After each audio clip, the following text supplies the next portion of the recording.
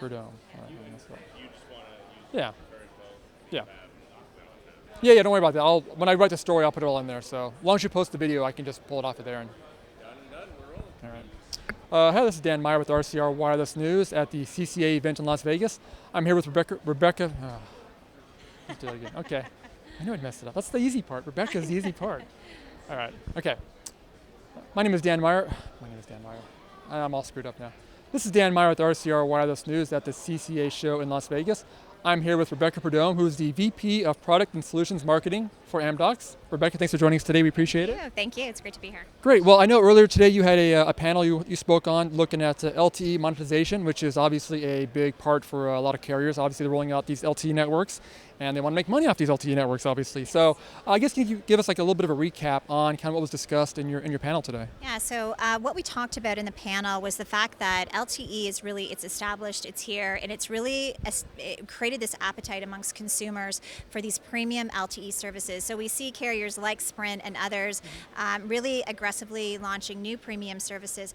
But as these premium services almost become table stakes that any carrier with an LTE network will start to offer them, service providers need to start thinking about how they differentiate those services. And really what it comes down to is how do you shape the data experience? How do you have the right controls in your network to ensure a better data experience over LTE versus the competitor? And this is actually what will really open up new monetization, new revenue streams for the service providers as well. Yeah. That's an important part of it right now because, again, like you said, I mean, all these carriers have LTE networks now. Now it's a matter of, I guess, differentiating in the minds of the consumers. So consumers will realize the value and then perhaps pay more money for services. That's kind of, I guess, seems like the challenge at this point. Yeah, exactly. And, if you think about like high definition video streaming, so, a subscriber who is streaming a video and all of a sudden, they're right in the middle of the movie, starts to have a degradation in the quality, it slows down.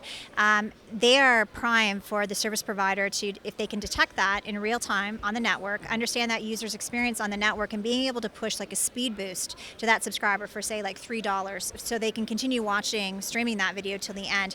Consumers have an appetite for that. They're more open to paying for things in real time that will get them that better quality of experience. Yeah, I was going to ask you about that because it does seem like that might be the trick for carriers is getting their consumers to pay a little additional money for a service, but it seems like from you guys have kind of worked with the carriers and consumers on this, you find that that's possible. Yeah, what's key is making it contextual, right? So it has to be at the right time, the right subscriber at the right time, the right offer, right? So it's all about contextualized, making it personalized for the individual subscriber, and that's where the value is perceived. Yeah. Makes sense. Now, I guess the next trick for carriers is the kind of the rollout of VoLTE services, actually voice over LTE, and that seems like that's maybe the next challenge. I mean, obviously, it opens up a lot of potential for revenue for carriers because if they can offer a richer service, not just voice, but even video, whatever they want to do, that seems like that's perhaps the next barrier, the next challenge. How are you looking at tackling, I guess, that, and how do you see the industry tackling that part of kind of rolling out, more monetizing of LTE that way? So VoLTE is definitely a challenging thing because it's not like regular data services. The average VoLTE call lasts only 3 minutes, and in that you got to set up the call.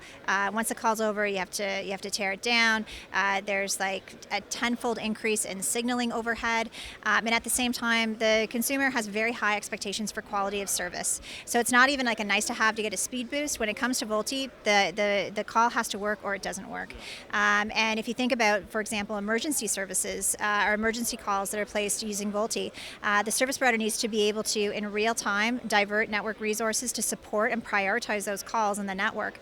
So quality of service is really, it's an imperative, it's a must-have for VoLTE. For VoLTE to be successful and to drive uptake, service providers need to be able to meet quality of service expectations of the consumers. Got it. And obviously, the final question would be just, it does seem like then that the support for this is out there. I mean, obviously, Amdocs, companies like yourself and others, it seems like the platforms are out there. It's just a matter of carriers now kind of taking the next step and really embracing this and being able to kind of, I guess, monetize their services in. And definitely, I think many service providers, especially the large carriers out there, are looking at, sort of these next gen set of requirements that are driven by LTE, having like the dynamic policy control and online charging in their network, ready to support and monetize these services. We're definitely seeing there's the interest and awareness, amongst the service providers out there.